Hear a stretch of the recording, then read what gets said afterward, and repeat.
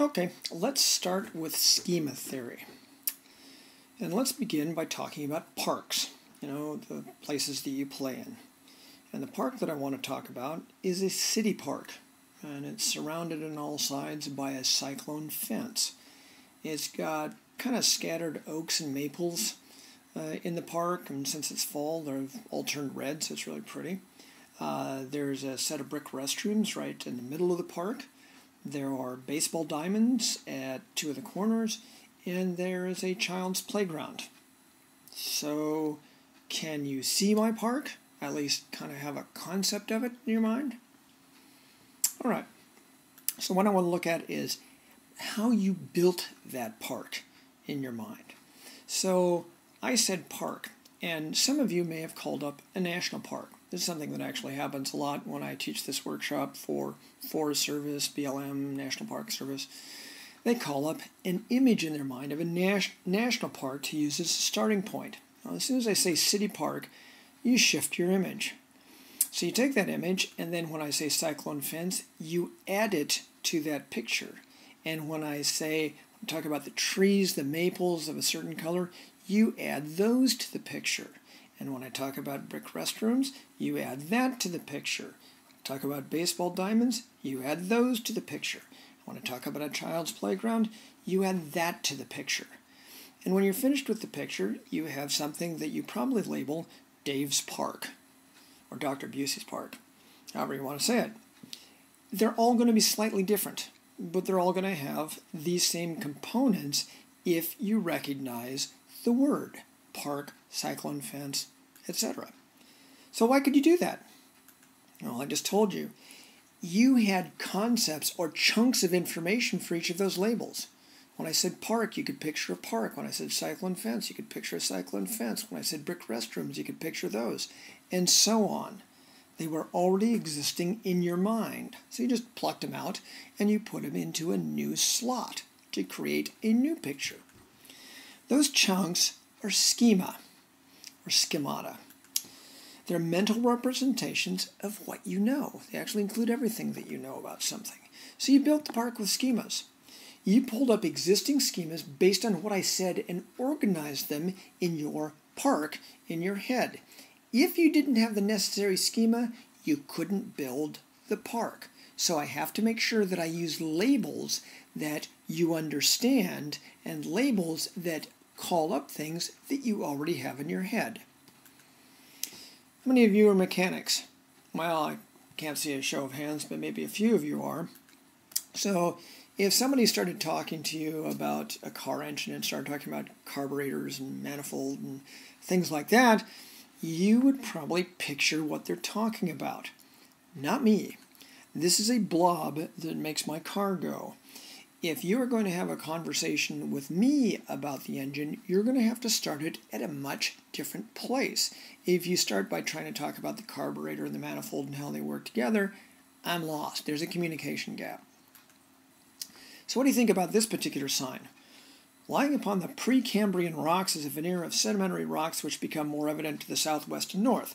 These sediments were laid down on the flat, eroded surface of the older rocks during the Mesozoic times, and blah, blah, blah. So many people have a good cognitive model or a good schema for Precambrian. How about Mesozoic? So aside from the fact this is pretty boring, there's going to be people who are lost in that. All they know is, well, that's sometime long ago. This is actually a National Park Service sign, interpretive sign. 99% of interpretive signs are written for 1% of the audience. That was a study done by James Schleier. Well, why can that? Why is that going on? Well, because they're written by technical specialists. You're a geologist, write the geology sign. You're a biologist, write the biology sign. The problem is, there's a very, very big difference in the schemata that they have versus what the public has. So they use words that we would consider jargon, but everybody in their profession would understand them.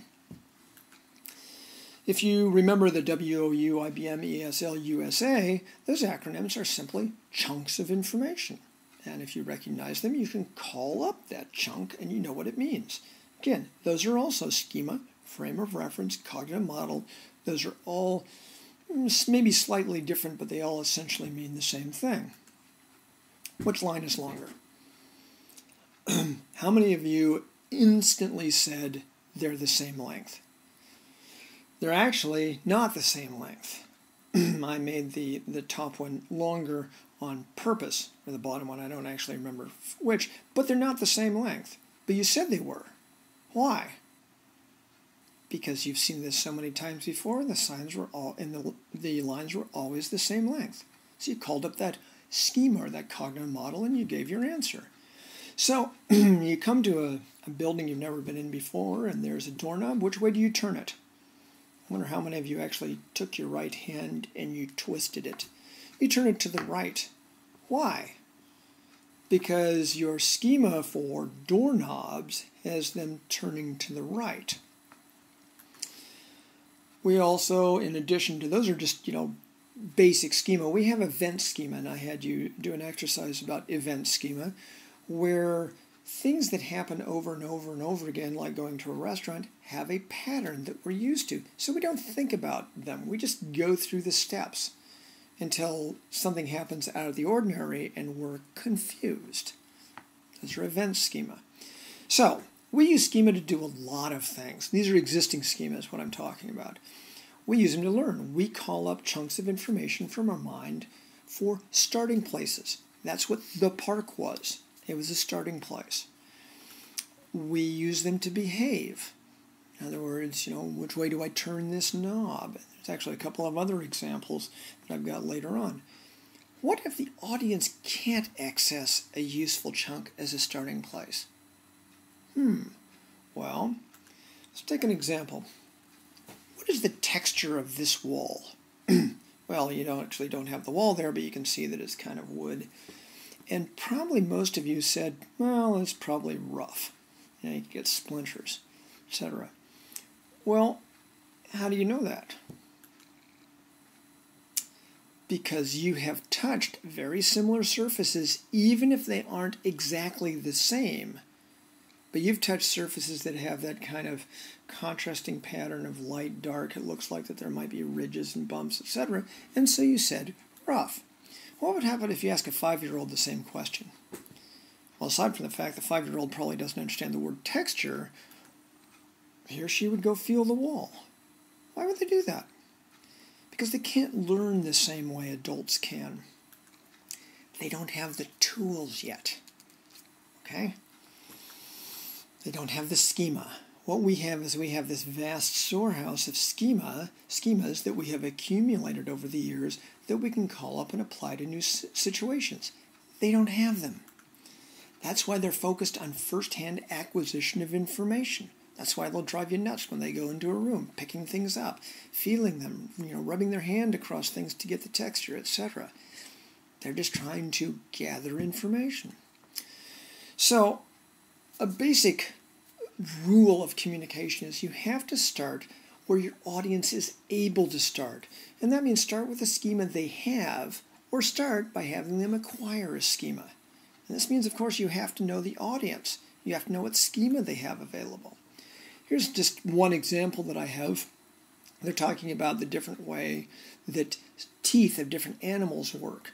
And so they're comparing them to cutting instruments that we're familiar with, and up in the upper right is a mortar and pestle for actually crushing things. So this is an example. These are what analogies are. They're trying to draw comparisons to an existing schema. So in sum, we have very limited processing capacity. We use existing schemas as starting points, which means you have to know your audience. And if we don't have a chunk, we can't start processing.